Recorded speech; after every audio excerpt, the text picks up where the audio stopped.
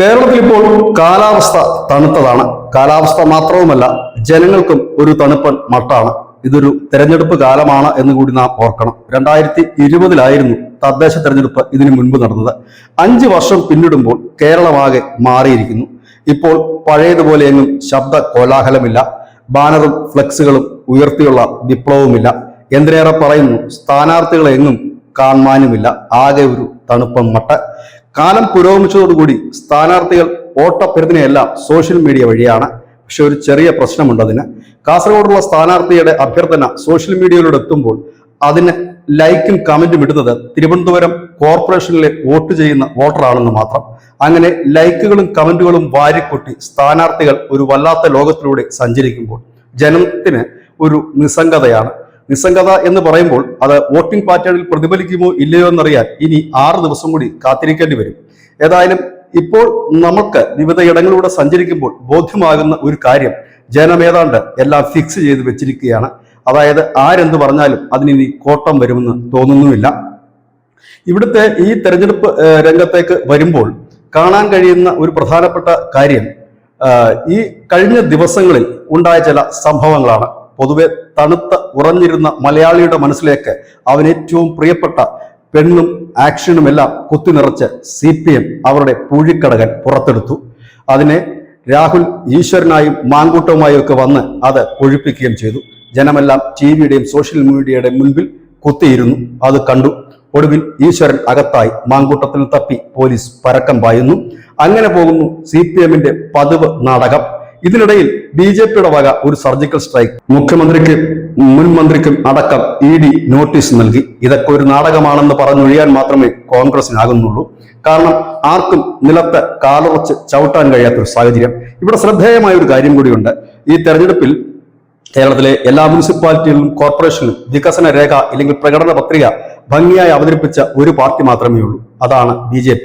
മറ്റു പാർട്ടികൾ എന്തിനെ ഇത് അവതരിപ്പിക്കാത്തതെന്ന് ചോദിച്ചാൽ നാളിതുവരെ ഭരിച്ച നേട്ടങ്ങളൊന്നും തന്നെ എണ്ണി പറയാനില്ല. ഇനി ഭാവിയിലേക്ക് എന്തെങ്കിലും ചെയ്യുന്ന കാര്യം പറഞ്ഞാൽ ജനമിട്ട് വിശ്വസിക്കുമെന്നും തോന്നുന്നില്ല. ഇത് തന്നെയാണ് ഈ തെരഞ്ഞെടുപ്പിനെ വേറിട്ടതാക്കുന്നതും. മുൻകാലങ്ങളിലൊക്കെ സ്ഥാനാർത്ഥികൾ കയറി ഇറങ്ങിയും മറ്റ് പ്രചരണങ്ങളിലുമൊക്കെ ജനം മയങ്ങി വീണിരുന്നെങ്കിൽ ഇത്തവണ അങ്ങനെയല്ല എന്നാണ് നമുക്ക് ബോധ്യമാകുന്നത്. വിവിധ ഇടങ്ങളിലൂടെ സഞ്ചരിക്കുമ്പോൾ അവിടുത്തെ ജനങ്ങളുമായി സംവദിക്കുമ്പോൾ കിട്ടുന്ന ചിത്രവും അത് തന്നെയാണ്. ചിലയിടങ്ങളിലൊക്കെ BJP മുൻപ് നാമമാത്രമായിരുന്നെങ്കിൽ ഇന്ന് അങ്ങനെയല്ല. BJP ഇത്തവണത്തെ മത്സരത്തിലെ ഒരു നിർണായക റോളിലേക്ക് എത്തും എന്ന് ഏതാണ്ട് ഏറെക്കുറെ ഉറപ്പായിരിക്കുന്നു. 6 കോർപ്പറേഷനിൽ 2 കോർപ്പറേഷനാണ് അവരുടെ ലക്ഷ്യം. തിരുവനന്തപുരം അവരെ ഏതാണ്ട് ഉറപ്പിച്ച മട്ടാണ്. പിന്നീട് അവർ ലക്ഷ്യം വെക്കുന്നത് തൃശ്ശൂരുമാണ്. കോൺഗ്രസിനെ സംബന്ധിച്ച് വലിയ പ്രതീക്ഷകൾ ഒന്നും തന്നെയില്ല. നിലവിലുള്ള കണ്ണൂരും കൊച്ചിയും നിലനിർത്തുക എന്നത് തന്നെയാണ് അവർ ലക്ഷ്യമിടുന്നത്. CPMനും അതിമോഹങ്ങൾ ഒന്നും തന്നെയില്ല. പക്ഷേ ഇനി നിയമസഭയ്ക്ക് അധികം നാളുകളില്ല. അതുകൊണ്ട് തന്നെ തദ്ദേശത്തിൽ കൂടുതൽ സീറ്റുകൾ നേടിയേ മതിയാകൂ. ചില ഇടങ്ങളിൽ, പ്രത്യേകിച്ച് CPM ഭരിക്കുന്ന പഞ്ചായത്തുകളിലും CPMന്റെ ശക്തമായ ഇടങ്ങളിലൊക്കെ CPMന്റെ പ്രധാന എതിരാളിയായി BJP ഈ തെരഞ്ഞെടുപ്പിൽ മാറിക്കഴിഞ്ഞിരിക്കുന്നു. കോൺഗ്രസ് ശക്തമായ പഞ്ചായത്തുകളിലും മറ്റും അവരുടെ മുഖ്യ എതിരാളിയും BJPയാണ്. അതായത് BJPയെ തട്ടിമുട്ടി മുൻപോട്ട് പോകാൻ കഴിയാത്ത സാഹചര്യത്തിലാണ് ഇടതും വലതും. ഇവിടെ BJPക്ക് ഒരുപാട് സാധ്യതകൾ തുറന്നിടുന്നു. ചരിത്രത്തിൽ ആദ്യമായി 23,000 വാർഡുകളിൽ ഉള്ള ഈ തദ്ദേശ തെരഞ്ഞെടുപ്പിൽ ഏതാണ്ട് 20,000-ന് മുകളിൽ സ്ഥാനാർത്ഥികൾ നിർത്താൻ BJPക്കും അവരുടെ സഖ്യകക്ഷികൾക്കും കഴിഞ്ഞിരിക്കുന്നു. കേരളത്തിൽ ഏറ്റവും കൂടുതൽ സ്ഥാനാർത്ഥിയെ സ്വന്തം ചിഹ്നത്തിൽ മത്സരിപ്പിക്കുന്ന പാർട്ടിയും BJP ആയി മാറിയിരിക്കുന്നു. BJPയുടെ നേട്ടം എന്താകും എന്നുള്ളത് ഈ തദ്ദേശം വിളിച്ചു പറയും. ഈ നേട്ടം അനുസരിച്ചായിരിക്കും 6 മാസം കഴിഞ്ഞു വരുന്ന നിയമസഭയിലേക്കുള്ള അവരുടെ പ്രയാണം. ഇതിൽ നിന്ന് മനസ്സിലാകുന്ന കാര്യം, ഗ്രാമങ്ങളിലും നഗരങ്ങളിലുമൊക്കെ, അതായത് ഒരു കാലത്ത് BJPക്ക് കടന്നു ചെല്ലാൻ കഴിയാത്ത ആലപ്പുഴ പോലെയുള്ള മേഖലകളിൽ വലിയ മുന്നേറ്റം നടത്താൻ അവർ ഒരുങ്ങുന്നു. നാളിതുവരെ അവരുടെ പാർട്ടി പ്രവർത്തകർ പോലും സ്വപ്നം കാണാത്ത കായംകുളവും ഒപ്പം തന്നെ ഹരിപ്പാടും അടക്കമുള്ള നഗരസഭകളിൽ അവർക്ക് വലിയ മുന്നേറ്റം ഉണ്ടാക്കാൻ കഴിയുമെന്ന് ജനം പറയുന്നു. BJPക്കാരല്ല എന്നുള്ളതാണ് ഇതിൽ നിന്നും വ്യത്യസ്തമായി നാം കാണേണ്ട ഒരു കാര്യം. അതുപോലെ തന്നെ മറ്റ് മുനിസിപ്പാലിറ്റി 54 മുനിസിപ്പാലിറ്റി ഉണ്ട്. കഴിഞ്ഞ തവണ 2 മുനിസിപ്പാലിറ്റിയാണ് BJPക്ക് ലഭിച്ചിരുന്നെങ്കിൽ ഇപ്പോൾ അതിന്റെ എണ്ണം കൂടുമെന്നുള്ള കാര്യത്തിൽ ഉറപ്പാണ്. അത് ഏതൊക്കെയാണ് എന്നുള്ളതാണ് ഇനി കാത്തിരുന്ന് കാണേണ്ടത്. അപ്രതീക്ഷിത ട്വിസ്റ്റുകൾ പല പഞ്ചായത്തുകളിലും സംഭവിക്കും. പല വാർഡുകളിലും സ്ഥിതി അതാണ്. കോൺഗ്രസിന് എന്താണ് സംഭവിച്ചത് എന്ന് ചോദിച്ചാൽ ഫണ്ടില്ല. ഫണ്ട് ഇല്ലാത്തത് മൂലം പ്രവർത്തകർക്ക് ഊർജ്ജസ്വലതയുമില്ല. അതുമാത്രവുമല്ല, അടിക്കടി വരുന്ന വിവാദങ്ങൾ അത് ദേശീയ തലത്തിലും സംസ്ഥാന തലത്തിലും ഉണ്ടാക്കുന്ന പൊല്ലാപ്പുകൾ ചെറുതല്ല. മറുപടി പറഞ്ഞ് ക്ഷീണിക്കുകയല്ലാതെ മാർഗമില്ല. അമ്പലക്കൊള്ള കത്തി നിൽക്കുന്ന സമയത്താണ് ഈശ്വരനായി രാഹുലും മാങ്കൂട്ടവുമായി മറ്റൊരു രാഹുലും അവതരിക്കുന്നത്. ഇതോടുകൂടി മലയാളിയുടെ ചിന്തയും കാര്യങ്ങളുമൊക്കെ അതിൻ്റെ പിന്നാലെ പോയി. പക്ഷേ ഇപ്പോഴും അമ്പലക്കൊള്ള മനസ്സിൽ കരുതുന്ന ഒരു വലിയ വിഭാഗം വിശ്വാസികളുണ്ട്. ആ വിശ്വാസികൾ ഇത്തവണ മാറി ചിന്തിക്കില്ല എന്ന ഉറപ്പാണ്. കാരണം ഇനി മാറി ചിന്തിക്കുന്ന തെരഞ്ഞെടുപ്പല്ല ഇത്. കാരണം ഇതൊരു നിയമസഭയോ പാർലമെന്റോ അല്ല, വാർഡുകളിലാണ് തെരഞ്ഞെടുപ്പ്. അതുകൊണ്ട് തന്നെ അവിടുത്തെ ജനത്തിന് തീരുമാനിക്കാൻ കുറച്ചുകൂടി എളുപ്പമാണ്. അതിൻ്റെ ഒരു പ്രതിഫലനം പത്തനംതിട്ട പോലുള്ള ജില്ലകളിൽ BJPക്ക് അനുകൂലമാകും എന്ന് തന്നെയാണ് കരുതേണ്ടി വരിക.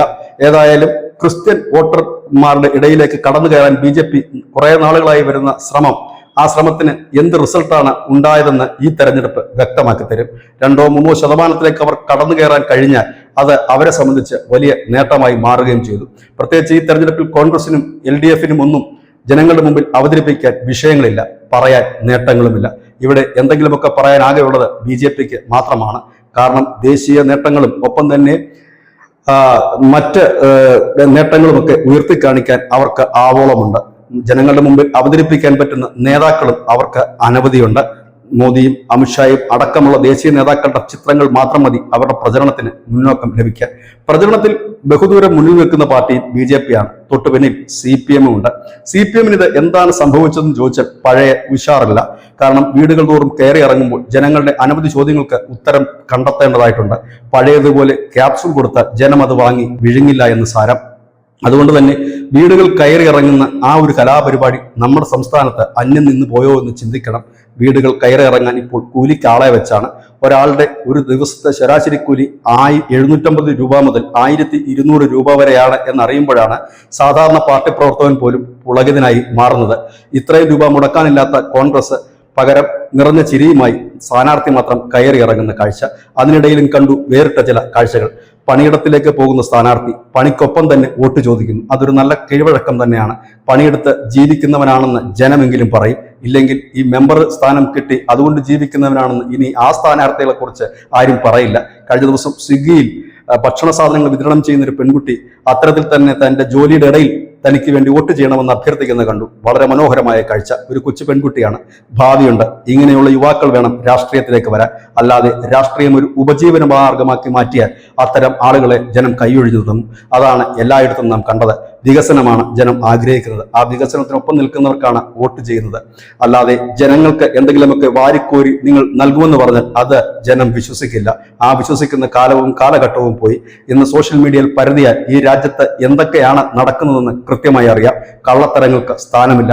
മുൻപ് കേട്ടിരുന്ന ഗർഭിണി, ശൂലം ഇതൊന്നും ഇപ്പോൾ കേൾക്കാനേ ഇല്ല. BJP വർഗീയ പാർട്ടിയാണെന്ന് കൂടി ആരും ഇപ്പോൾ പറയുന്നില്ല.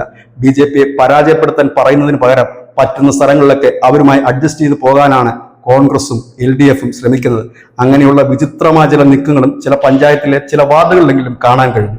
അതായത് ബഹുരസമാണ് തദ്ദേശ തെരഞ്ഞെടുപ്പ്. ബന്ധുക്കളും സ്വന്തക്കാരും കൂട്ടുകാരും എല്ലാം ഏറ്റുമുട്ടുന്ന ഈ തെരഞ്ഞെടുപ്പിൽ രാഷ്ട്രീയത്തിന് സ്ഥാനം. ഏതായാലും ഈ തെരഞ്ഞെടുപ്പ് കഴിയുമ്പോൾ ഒരു കാര്യം വളരെ കൃത്യമായി തന്നെ പറയാൻ കഴിയും. ഈ തെരഞ്ഞെടുപ്പിലെ 1ാമനും 2ാമനും 3ാമനും ഒക്കെ വേണ്ടി മത്സരിക്കുമ്പോൾ കോൺഗ്രസിന്റെ നില പരിതാപകരമാകുകയും BJP ഒരു കുതിപ്പ് നടത്തുകയും ചെയ്യുമെന്ന് വ്യക്തം. ഇതാണ് ഇന്നത്തെ പോയിന്റ്. നന്ദി, നമസ്കാരം.